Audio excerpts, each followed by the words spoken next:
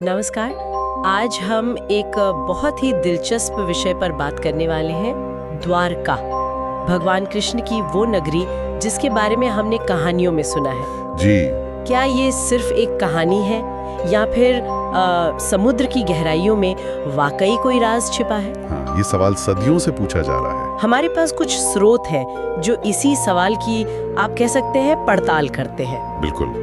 तो मुख्य सवाल यही है, क्या द्वारका वाकई में थी, और अगर थी तो क्या वो आज भी मौजूद है कहीं समुद्र के नीचे? असल में इसी दिशा में एक बहुत बड़ी खोज हुई थी। हाँ, 2001 में ना नेशनल इंस्टीट्यूट ऑफ ओशनोग्राफी ने गुजरात तट के पास समुद्र के नीचे कुछ अवशेष खोजे थे। जी हाँ, NIO ने खंबात की खाड़ी में, और वो खोज वाकई में असाधारण थी। क्या मिला था वहाँ?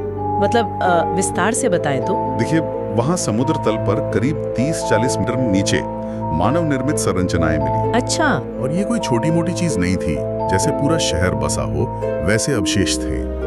एकदम सुनियोजित तरीके से बनी हुई बसावट, ज्यामितीय पैटर्न में इमारतें, पत्थर के रास्ते भी। हाँ, रास्ते, दीवारें और यहाँ तक कि बंदरगाह जैसी दिखने वाली संरचनाएं भी मिली। ये तो कमाल है। और सबसे ज्यादा चौंकाने वाली बात शायद उनकी उम्र थी। बिल्कुल, यही सबसे महत्वपूर्ण बात थी। बताया गया कि वो करीब 9000 साल पुरानी हो सकती हैं। 9000 साल? ये तो मतलब हमारे जाने पहचाने इतिहास से बहुत ज्यादा पुराना है। जी हाँ, ये जो उम्र का अनुमान था, जो शायद कार्बन डेटिंग वगैरह से लगाया गया होगा, उसने तो कई इतिहासकारों और पुरातत्वविदों को सोचने पर मजबूर कर दिया।